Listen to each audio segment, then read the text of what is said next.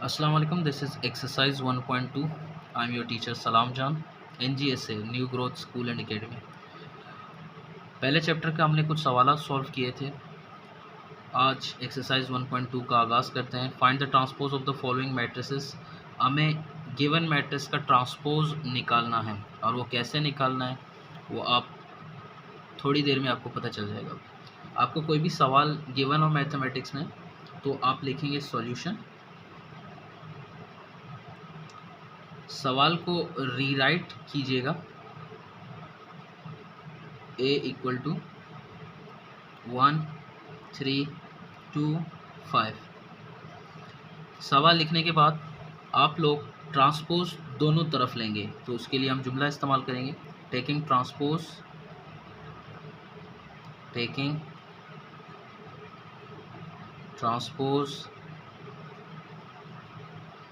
On both sides.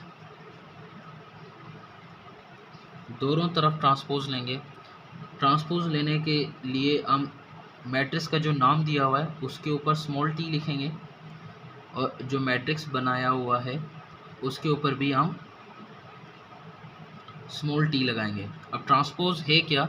आपको कोई भी मैट्रिक्स गिवन है उसका ट्रांसपोज फाइंड करने के लिए आपको ये रो जो है वो कॉलम में लिखने होंगे।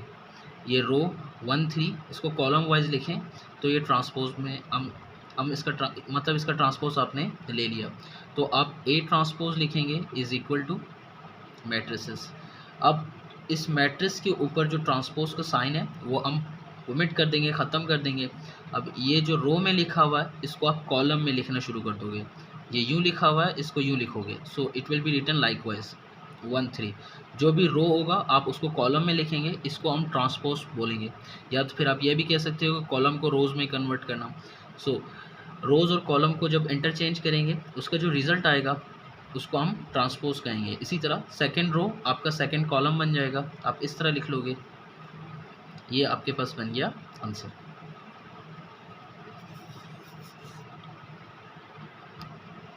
ये दूसरा सवाल है क्वेश्चन नंबर 3 का। इसको भी इसी तरह करेंगे। सॉल्यूशन आपने लिख देना है, सवाल दोबारा लिख देना है। मैं डायरेक्ट ट्रांसपोज ले रहा हूँ यहाँ पे। टेकिंग ट्रांसपोज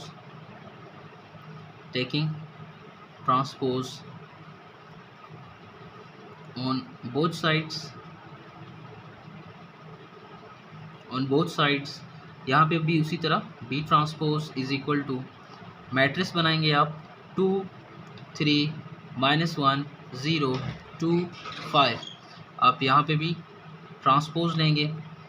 ट्रांसपोज लेने के बाद B transpose as it is लिखा आएगा। ये उसी तरह आप लोग इनके क्या करेंगे, रोज को कॉलम में चेंज कर देंगे। जैसे कि ये रो में लिखा हुआ है आप इसको कॉलम वाइज लिख देंगे। आप लिखेंगे 2 3। बात समझ आ गई मेरे ख्याल से। अब ये सेकंड रो ये आपके पास सेकंड कॉलम बन जाएगा। ये आपके पास थर्ड रो, इसको आप थर्ड कॉलम बना दीजिएगा 2 5। ये आपके पास आ जाएगा answer. This is your answer. So इसको हम इस तरह कर लेंगे।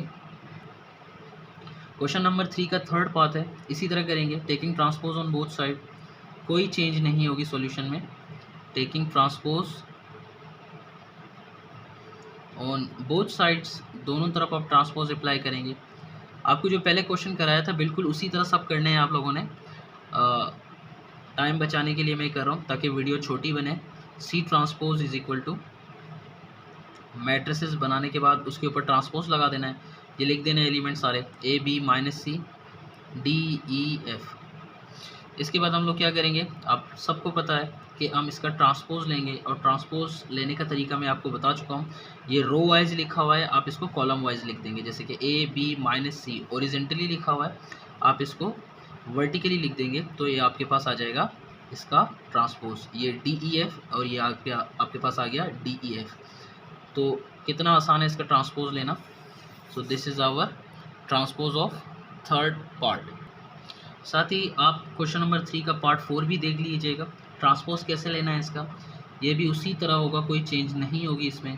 तो हम सॉल्यूशन के बाद सवाल को दोबारा लिख लेते हैं। लिखने के बाद हम लिखेंगे टेकिंग ट्रांसपोज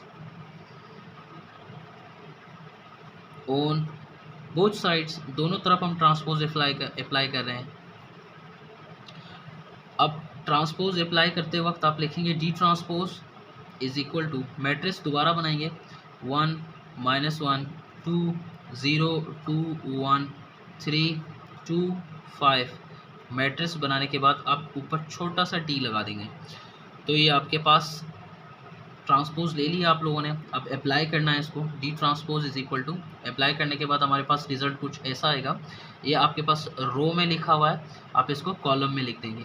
ये आ जाएगा 1 -1 2, ये 0 2 1, second row it will become second column and the third row will become third column. So this is again our answer of the given transpose. Hope you understand the question. If you have any question you can comment. अस्सलाम वालेकुम, चलते हैं next question की तरफ। आपका question number 4 exercise 1.2 का ये है कि आप लोगों ने जो गिवन मैट्रिसेस है उनकी सिमेट्रिक निकालनी है। तो सिमेट्रिक का फॉर्म डेफिनेशन आपके पास है कि कोई भी स्क्वायर मैट्रिक्स ए, मतलब स्क्वायर होना ज़रूरी है मैट्रिक्स का, और स्क्वायर मैट्रिक्स आप लोग जानते हैं कौन सी मैट्रिक्स है, वो मैट्रिक्स के उसके नंबर ऑफ़ रोज़ और नंबर ऑफ़ कॉलम क्या हों, वो बराबर हों, उनको हम क्या कहेंगे, स्क्वायर मैट्रिक्स। आपके पास जो मैट्रिक्स होंगे जिनका आप सिमेट्रिक या स्कीव सिमेट्रिक निकालोगे उसका स्क्वायर मैट्रिक्स होना ज़रूरी है। साथ साथ ये कि आप लोगों ने ये सिंटेक्स भी याद रखना है कि आपको कोई भी मैट्रिक्स गिवन होगा, आप उसका ट्रांसपोज लेंगे, जवाब दोबारा सवाल बन जाए आपका। जी, स्कीव सिमेट्रिक की भी यही डेफिनेशन है, उसके लिए भी आपका स्क्वायर मैट्रिक्स होना ज़रूरी है। स्क्वायर मैट्रिक्स होने के बाद स्कीव सिमेट्रिक के सिंटेक्स ये रहा, ये आप लोगों ने याद करना है। आपको मैट्रिक्स गिवन होगा, आपने उसका ट्रांसपोज लेना है। ट्रांसपोज लेने के बाद आप लोगों ने गिवन मैट्रिक्स में से जो कि नेगेटिव साइन है वो कॉमन निकाल देना है, फिर इसको कंपेयर करना है क्वेश्चन के साथ। आपका सवाल जो भी था वही जवाब बनेगा, दोबारा बता रहा हूँ, और ये सिंटेक्स दोबारा बन जाएगा आपके पास। तो उसको हम कहेंगे स्कीव सिमेट्रिक मैट्रिक्स। अगर ये नहीं होगा तो हम उसको स्कीव सिमेट्रिक मैट्रिक्स नहीं कहेंगे। जी, तो बढ़ते हैं आज के क्वेश्चन की तरफ। क्वेश्चन नंबर 4 है आपके पास। आप लोगों ने बताना है कि ये मैट्रिक्स सिमेट्रिक है या तो फिर स्कीव सिमेट्रिक है। तो इन दोनों में से एक होगा ये। सॉल्यूशन स्टार्ट करते हैं। आपको पता होना चाहिए बिल्कुल उसी तरह है जिस तरह हम लोगों ने ट्रांसपोज निकाला था, जो कि पिछले सवाल में। आप लोगों ने क्या करना है, दोनों तरफ ट्रांसपोज लेना है। सवाल को दोबारा लिख रहा हूँ मैं, a is equal to 1 7 7 3, taking transpose on both side, taking transpose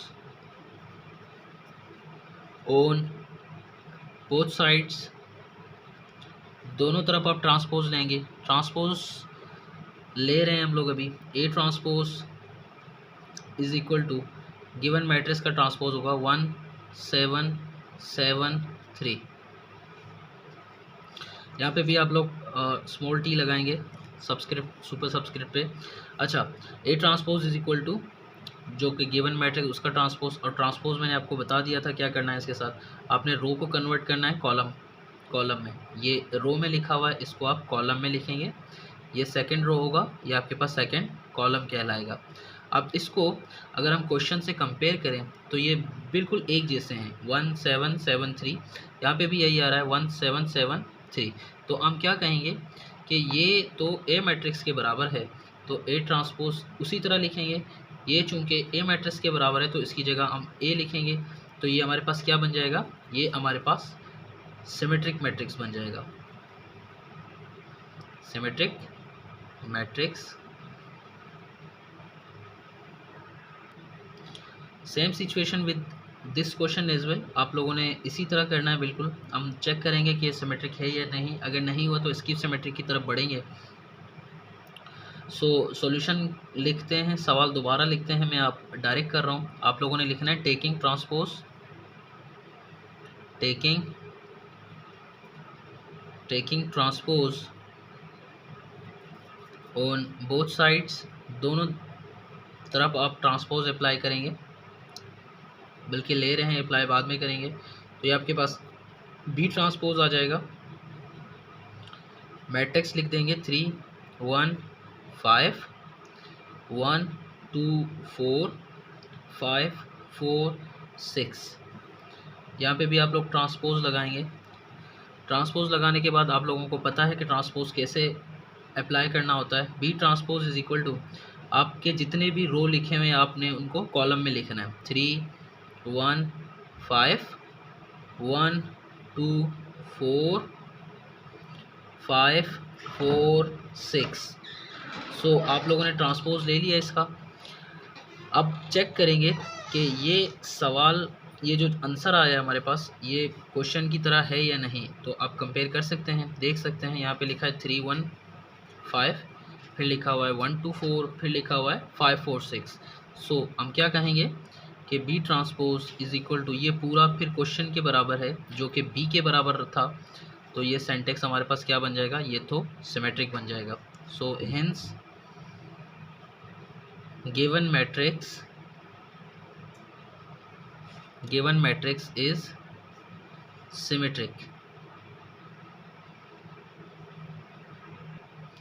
question number 4 का आखिरी सवाल है, इसको दोबारा देख लेते हैं। Taking transpose on both side, बिल्कुल उसी तरह है, कोई फर्क नहीं है। Taking transpose on both sides, दोनों तरफ आप ट्रांसपोज अप्लाई करेंगे तो ये आपके पास कुछ ऐसा बन जाएगा। सी ट्रांसपोज गिवन मैट्रिक्स लिख लेते हैं, 0 G F minus G 0 H minus F minus H 0। ये आपके पास आ जाएगा transpose. C transpose is equal to, transpose उसी तरह होगा जिस तरह आप लोग निकालते आ रहे हो, उसमें कोई चेंज नहीं होगी। ये रो में लिखा हुआ है, आप इसको कॉलम में लिखेंगे, ये बन जाएगा 0 G F, ये बन जाएगा माइनस G 0 H, ये बन जाएगा माइनस F माइनस H और बन जाएगा 0। सो आप लोगों ने ट्रांसपोज अप्लाई कर लिया। मैं अगर इसको सवाल के साथ कंपेयर करूं तो ये दोनों सेम नहीं है, क्योंकि यहाँ पे पॉजिटिव G, यहाँ पे नेगेटिव G, यहाँ पे पॉजिटिव F, यहाँ पे नेगेटिव F। तो आइडेंटिफाई करने के लिए एक काफ़ी होता है, उससे ज़्यादा आप लोगों को चेक करने की ज़रूरत नहीं है। तो मतलब ये आपका मैट्रिक्स सिमेट्रिक नहीं है। आगे बढ़ेंगे, यहाँ से हम लोग क्या करेंगे, टेकिंग नेगेटिव कॉमन, हम यहाँ से नेगेटिव साइन को कॉमन निकालेंगे। C transpose is equal to, अगर आप नेगेटिव साइन कॉमन निकालेंगे तो क्या होगा, मैट्रिक्स के अंदर साइन में चेंज आ जाएगा। जो माइनस में लिखे हुए होंगे आपने वो प्लस में लिख देने हैं, जो प्लस में लिखे होंगे आपने उनको माइनस में लिख देना है। जो माइनस में होंगे वो प्लस में हो जाएंगे, जो प्लस में हैं वो माइनस में हो जाएंगे। आपको पता है 0 में कोई भी चेंज नहीं आएगा, वो एज इट इज़ लिख जाएगा 0।